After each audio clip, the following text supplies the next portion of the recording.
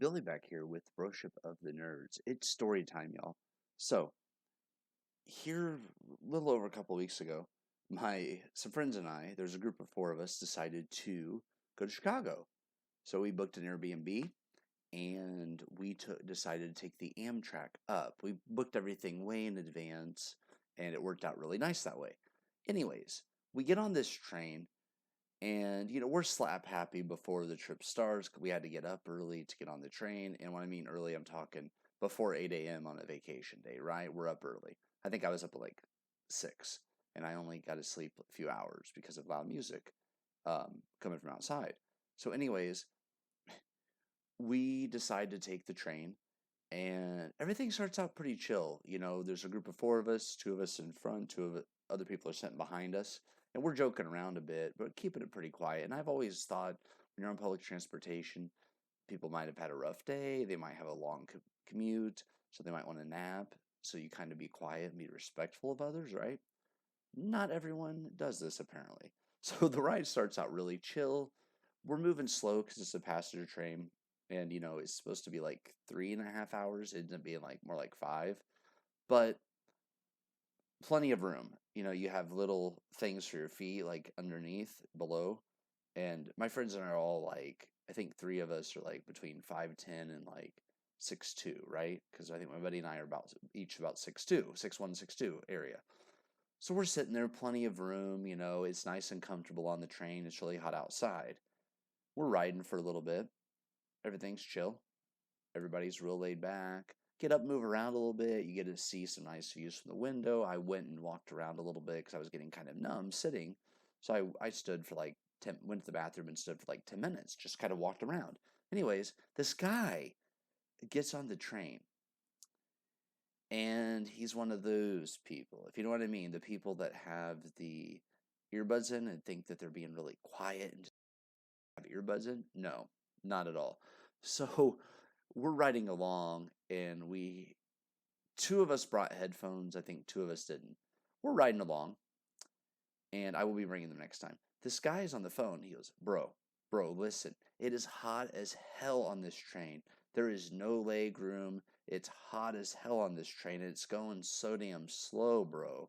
Yeah, I'm heading to Milwaukee, bro. No, bro, he ain't got no hose up in that joint. No, bro. No. Like, it just went on and on and on. Some cussing from another guy. There were two of them. And the thing is that he at one point he goes, no one can hear me at all because I'm on headset. Nobody can hear me, bro. I'm being quiet. Well, my friend, he's like, I will give that guy $100 right now to leave on the next stop. Just leave or go to another car. Just right now. I mean, he was very loud and everybody was staring. So I told my friends what they should do is the Amtrak should hire him and they should sell headphones on the train. That way, if you want to drown him out, you could use him to get people to buy headphones to block his annoying butt out. Shut him the hell up, right, bro? Right? We'll call them the bro phones. That's what my friends and I were joking. But my friend's trying to take a nap. We're all tired. It's like I said, starting early. Limited coffee options available. I had a cup, before I left, and that was it for that day. So I'm used to drinking like maybe up to 2, I would say at the most, sometimes 3, but generally if I have a cup at home and then a cup kind of like mid morning, like let's say if I have one at 7, then I'll have one again at like 9 or 10, and I'm good for the day. Well, this guy was just so loud. Bro. So if you're out there, bro, I hope we never ride on the same train again. Sincerely, everyone. And there was plenty of room. I mean, like I said, I'm 6'2", and I don't think the guy was that tall, but there was plenty of leg room. You just had to be smart enough to put your feet out on the stand underneath you in the seat in front of you. And I don't know if he could figure that out because he was too busy on his phone, bro. And I tell you what, he had like 4 or 5 calls. And then at one point he said, my battery's getting low, bro. And we're like, oh, thank God, yes. And then he goes, oh, I got a charge kit. And we're like, oh, no, plot twist. So yeah, next time I go on the train, I am bringing Bluetooth headset. I'm going to make sure they're fully charged. And Olivia Rodrigo is getting played when the bro guy is on the train. I will play that bitch loud if I have to go deaf even. What? Uh, to drown him out. But yeah, that was that. And the train ride home was fine. We had a few delays because of freight trains coming through and stuff. But except for the guy that crapped himself, everybody else was respectful. Because okay, so on the way home, there's a group of four of us, right? And all four of us are fun to be around. But they put me next to the guy that makes me laugh the most. So I'm sitting next to him and I said, I can't do this anymore. I was laughing so hard, I thought I was going to like vomit or have to walk away because I was laughing that hard because that guy just knows what my humor is and he knows exactly when to say a certain thing that's going to get me going. He had me going, bro. No, we were sitting together. This person was running to go to the bathroom and it was bad. And I don't mean like one of those farts that temporarily bad, or let's just say it lingers for a couple of minutes. I'm laughing because of the story because we're sitting there and I was like, that's bad, man. My friend goes, I think he shit his pants. And my other friend, he goes, ma'am, I can smell that. It's awful. I go, yeah, well, I can taste it. I was like, I can taste it, bro. They all started dying.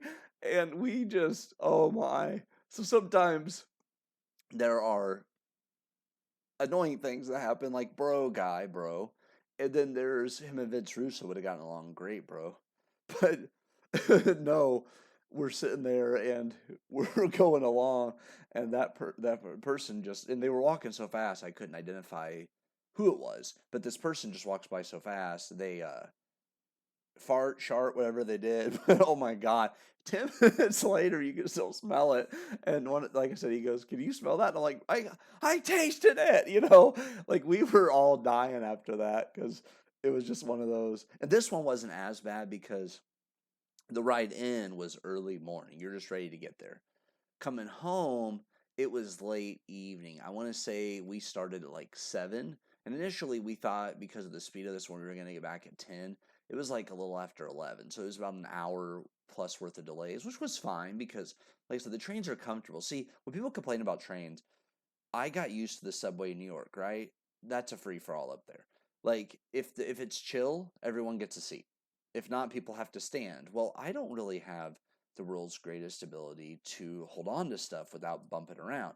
So when you're one of the only people standing, it sucks. You get bumped around. I prefer it when there's a bunch of people because then if you bump, you're kind of like tapping into somebody, but you're not gonna fall if that makes sense. So the more people, the lower the chance of falling because everyone's kind of like keeping each other up.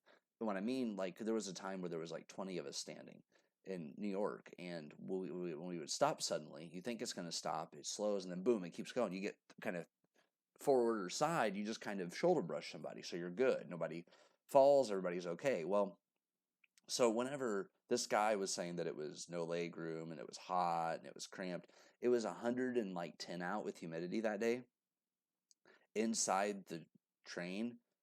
Air conditioner was right there on you.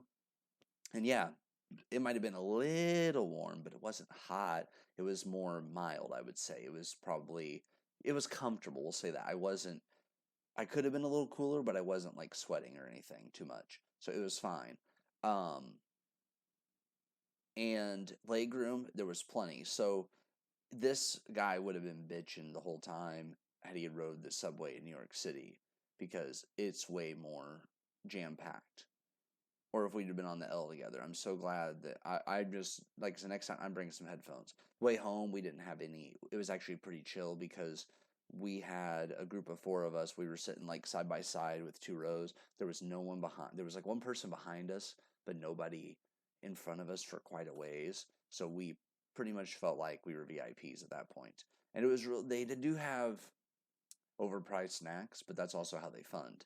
So I bought like cheese and crackers, and it was like $9.